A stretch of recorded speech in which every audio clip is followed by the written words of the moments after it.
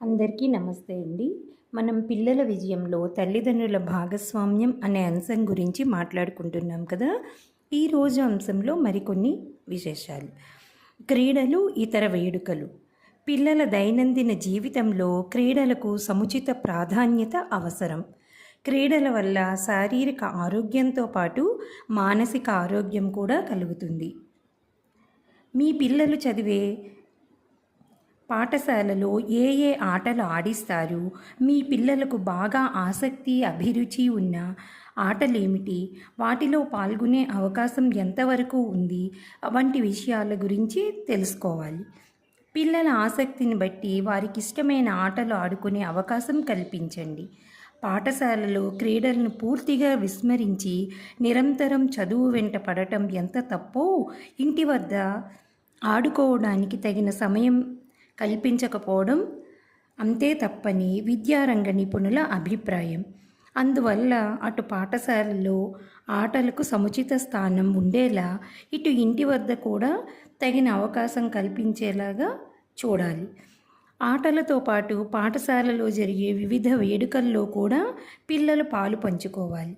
పాఠశాల దినోత్సవాలు, జాతీయ, అంతర్జాతీయ పండుగలు వంటి వేడుకల్లో పిల్లల ఆసక్తికి తగినట్లు అవకాశాలు కల్పించాలి. మీ అమ్మాయి లేదా అబ్బాయి క్రీడలు, ఇతర వేడుకల్లో ఎలా పాల్గొంటున్నది పాఠశాలలో అడిగి తెలుసుకోవాలి. ఆసక్తిని బట్టి వీలైనంతగా పాల్గొనమని ప్రోత్సహించాలి.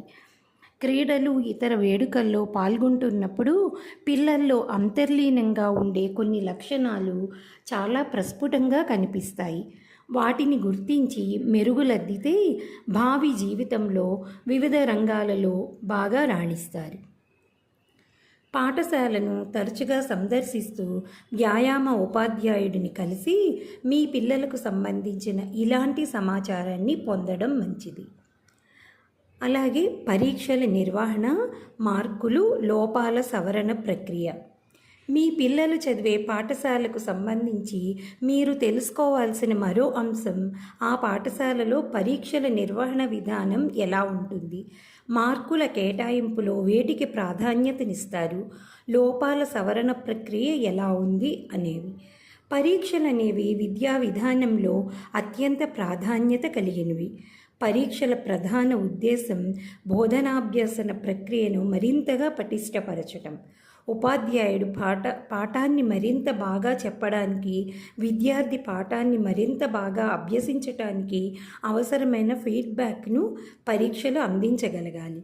అంటే బోధనాభ్యాసన ప్రక్రియలోని లోటుపాట్లను అధ్యాపకుల, విద్యార్థుల దృష్టికి తీసుకురావడానికి పరీక్షలు ఉద్దేశించినవి. కానీ మార్కుల దృష్టితో చూస్తూ ఉండటంతో జయాపజయాలకు సంకేతంగా పరీక్షలు మారిపోయాయి. ఎక్కువ మార్కులు సంపాదించిన వారు తెలివి పరులుగా, తక్కువ మార్కులు వచ్చిన వారు ఎందుకో కొరగాని వారుగా చూడటం పరిపాటైంది. కానీ ఇది చాలా తప్పుడు అభిప్రాయం. విద్యార్థుల తెలివితేటలను పరీక్షలు, మార్కులు కొంతవరకు ప్రతిబింబించగలుగుతాయేమో కానీ కొలమానంగా నిలవలేవు. పరీక్షల్లో అంతంత మాత్రం మార్కులు సాధించిన వారు కూడా జీవితంలో వివిధ రంగాల్లో సమున్నత స్థానంలో ఉండటం మనం చూడవచ్చు. అందువల్ల పరీక్షల నిర్వహణ, తదనంతర కార్యక్రమాలు పాఠశాలలో ఎలా నిర్వహిస్తారనేది పిల్లల మూర్తిమత్వాన్ని తప్పకుండా ప్రభావితం చేస్తుంది. మరికొన్ని అంశాలు రేపటి భాగంలో చర్చించుకుందాం.